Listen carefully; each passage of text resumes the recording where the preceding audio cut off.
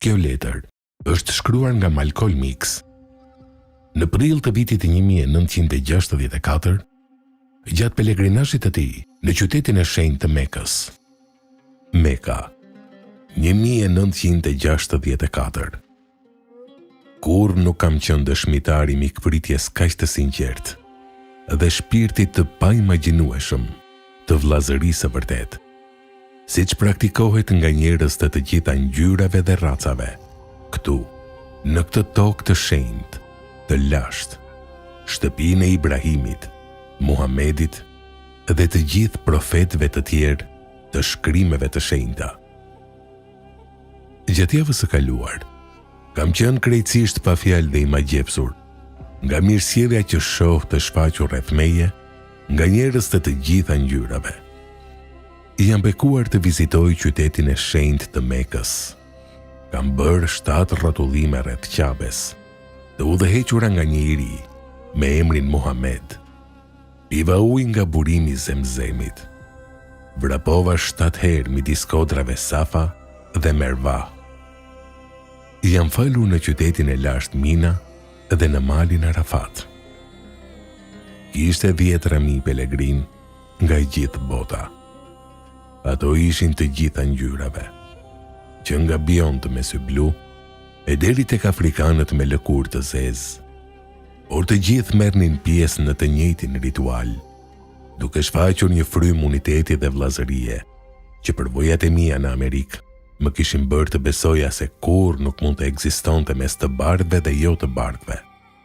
Amerika ka nevojë të kuptojë Islamin, sepse kjo është feja e vetme që fshin nga shoqëria e saj problemin e racizmit. Gjatë gjithë udhëtimeve të mia në botën muslimane, jam takuar, biseduar dhe madje kam ngrënë me njerëz që në Amerikë do të ishin konsideruar si të bardhë për shkak të lëkurës, por ata nuk kanë mendësinë e të bardhëve, sepse Islami u ahoqi atë mendësi paragjykuese. Kur më parë nuk kam parë vëllazëri të sinqertë dhe të vërtetë, të praktikuar nga të gjitha ngjyrat së bashku, pavarësisht nga ngjyra e tyre. Ju mund të tronditeni nga këto fjalë të thëna nga unë, por në këtë pelegrinazh, ajo që kam parë dhe përjetuar, më ka detyruar të riorganizoj një pjesë të madhe të mendimeve të mia të mbajtura më parë dhe të hedh më njan disa nga përfundimet e mia të mëparshme. Kjo nuk ishte shumë e vështirë për mua, pavarësisht bindjeve të mia të forta.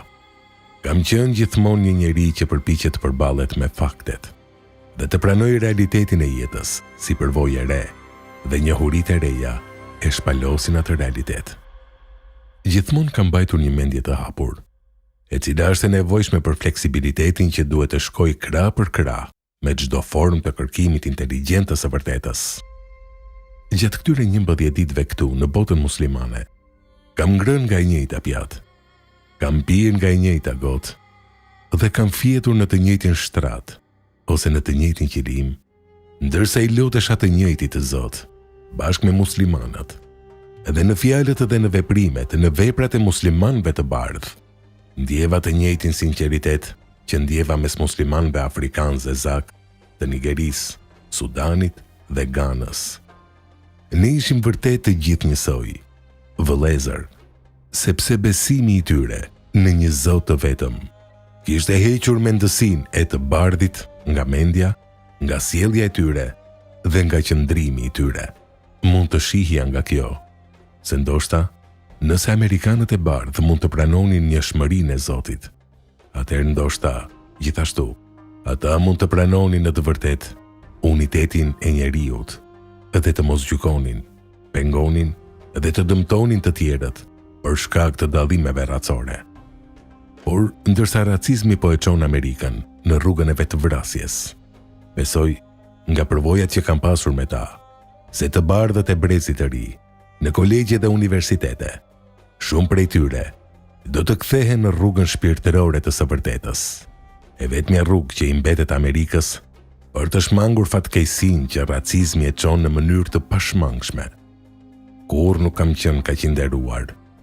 Këtu, kur nuk më kanë bërë të ndihemi për ulur dhe i padenj. Kush do t'i besonte bekimet që janë grumbulluar mbi një zezak amerikan? Disa net më parë, një njeri që do të quhej në Amerikë një njeri i bardh, një diplomat i Kombeve të Bashkuara, një ambasador, një shoqërues i mbretërve, më dha suitën e tij të hotelit, shtratin e tij. Kur nuk do ta kisha menduar të ndërroja, se do të isha ndonjëherë marrës i nderimeve të tilla, nderime që në Amerikë do t'i jepeshin një mbreti, jo një zezaku. Falënderimi i takon vetëm Allahut, Zotit të botëve. Sinqerisht, Malcolm X.